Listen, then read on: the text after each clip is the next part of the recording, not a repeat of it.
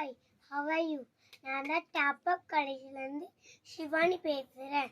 இன்னைக்கு நான் பாய்ஸ்க்கு புது நியூ காலேஜ் ட்ராக் பேண்ட் காமிக்க போகிறேன்.